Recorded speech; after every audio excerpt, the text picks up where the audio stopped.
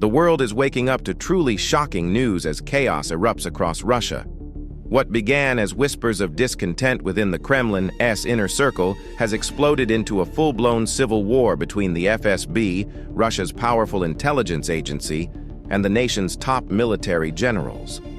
The once iron-fisted grip of Moscow's leadership is cracking apart from the inside. Rumors of betrayal, secret arrests, and midnight assassinations now dominate every corner of Russian society. Soldiers and intelligence operatives are turning their weapons not on foreign enemies, but on each other. It all started quietly, almost invisibly.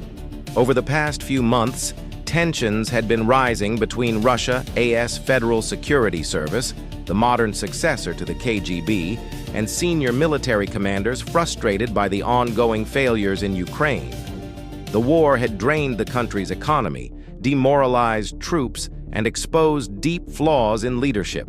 Generals accused the FSB of sabotaging operations and manipulating intelligence reports, while the FSB, in turn, accused the generals of corruption and plotting coups against the Kremlin.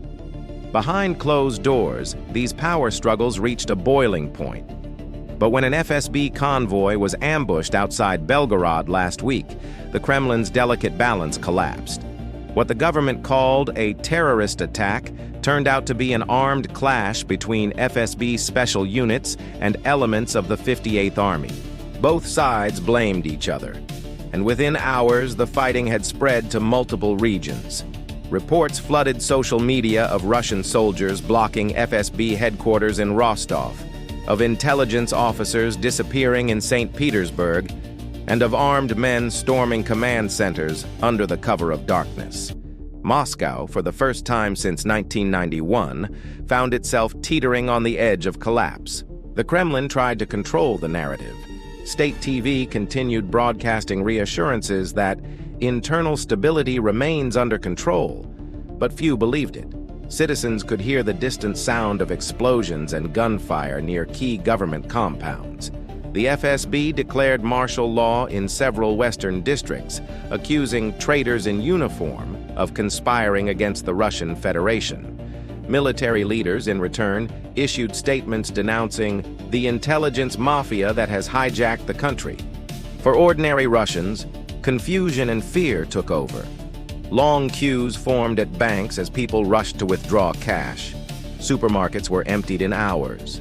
Internet blackouts rolled across major cities, and in Moscow, power outages and blocked streets painted a grim picture of a capital under siege. The once united Russian state had fractured into rival camps. The FSB, with its vast surveillance network and secret prisons, controlled intelligence and internal security. The generals, with loyal army divisions, tanks, and aircraft, commanded the raw firepower. For the first time, the two pillars that upheld the Kremlin's rule were at war with each other. What makes this conflict particularly dangerous is its secrecy.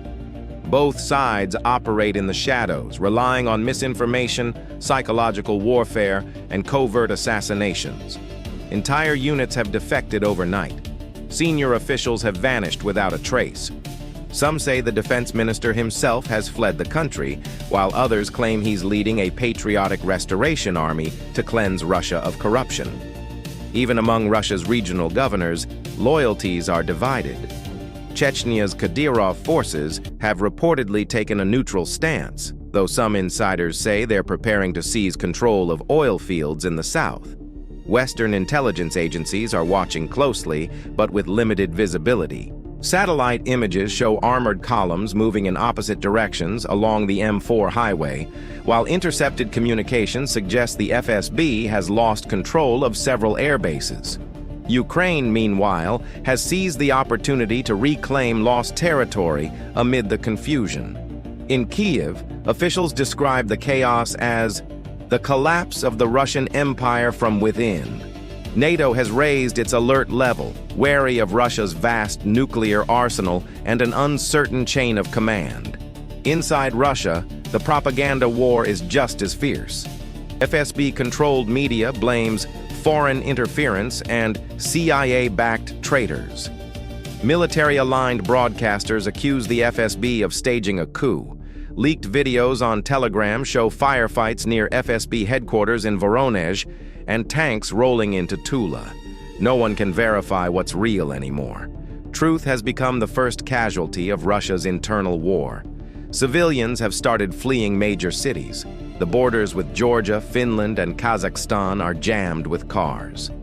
Flights out of Moscow are either canceled or sold out for weeks. Panic spreads as rumors swirl that both sides are hunting for defectors and foreign spies. In some areas, local militias have formed just to protect their own neighborhoods from looters and deserters. Behind the scenes, Putin's fate remains uncertain. Some reports claim he's in a fortified bunker, directing loyal FSB units. Others suggest he's lost communication with the generals entirely and may have been forced into hiding. His televised address 2 days ago only deepened the mystery. It looked heavily edited, with unnatural pauses that made analysts wonder if it was pre-recorded or generated under duress. Meanwhile, on the ground, the fighting grows more brutal by the day. Explosions echo nightly across the country. Social media is flooded with calls for peace, but also with footage of soldiers turning their weapons on former comrades. This is a war without front lines, a war fought in alleys, offices, and underground bunkers. But what triggered this dramatic rupture? It runs deeper than battlefield failures or personal rivalries. For years, the Kremlin's power structure was built on fear and secrecy. The FSB acted as both watchdog and executioner, keeping the military and the people in check. But when the war in Ukraine exposed systemic corruption, the generals realized they were being sacrificed as scapegoats. Billions had been siphoned into secret accounts, while soldiers lacked basic equipment.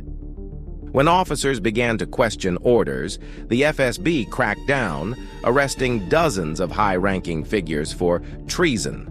The military's patience finally snapped. Now, with the chain of command broken, every regional commander operates independently. Some pledge loyalty to the state, others to the people, and a few openly call for a new provisional government.